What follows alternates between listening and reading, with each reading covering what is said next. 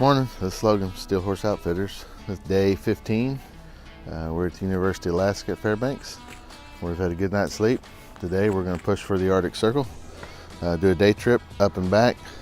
Supposedly it's going to be about 115 miles of dirt in each direction, in addition to whatever pavement we have to encounter. So today could be a little bit longer day than usual, but we're looking forward to it. This was our goal.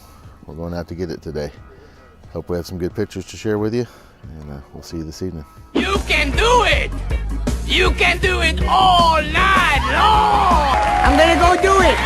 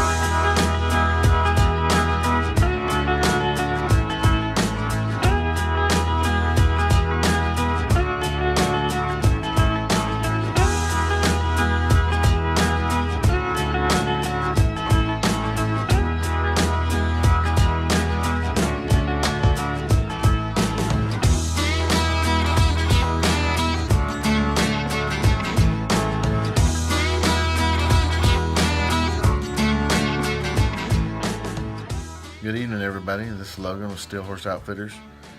End of day 15.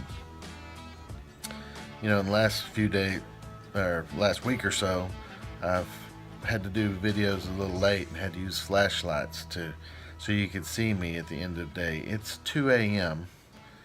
and this is what it looks like outside. Today was mission accomplished day. We made the Arctic Circle this afternoon about 3 o'clock. Josiah, Daniel, Samuel, and I, Eric took a day off, but the other 4 of us went up to the Arctic Circle, took the Dalton Highway. A lot of that was dirt, some of the best dirt roads I've ever ridden.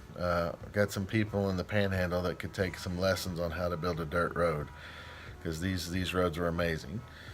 We met a guy while we were up there from England who had his bike shipped to Argentina and then rode it up the west coast of South America, right smack dab through the middle of Mexico. He believes he crossed the border near Nogales.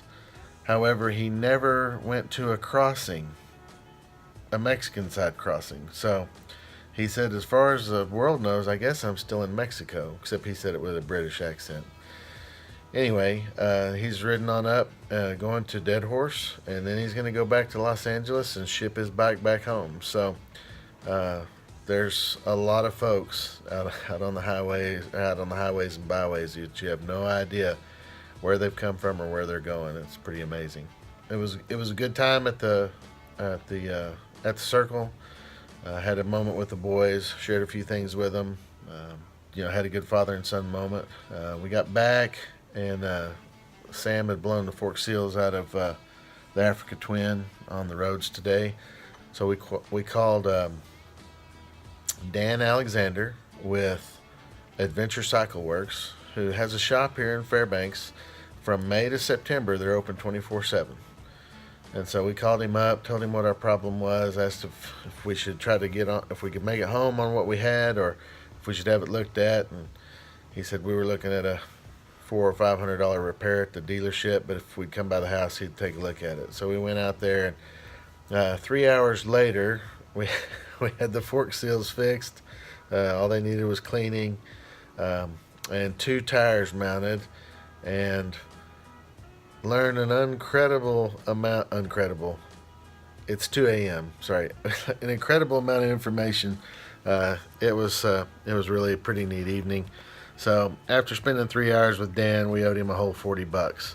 So all I got to tell you is, if you need cycle work done in Fairbanks, Alaska, you need to call Dan Alexander at Adventure Cycle Works. They've got a great little business there, and Dan is not only good at what he does, he's entertaining. We had a great time. Boys and I got a sandwich about 1 o'clock this morning. Now we're going to try to get a few hours of sleep before we push on tomorrow. We're going to leave out of here tomorrow and begin the return trip home. Still a few new things to see, but this really marks the midpoint in return. So hope y'all are enjoying the journey. By now you should have some pretty good pictures.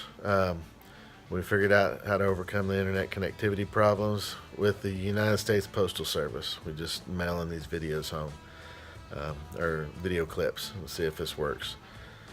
If it didn't work, then you won't have heard any of this, because CJ will have edited it all out. So anyway, we'll see y'all in the morning, and thank you. On a steel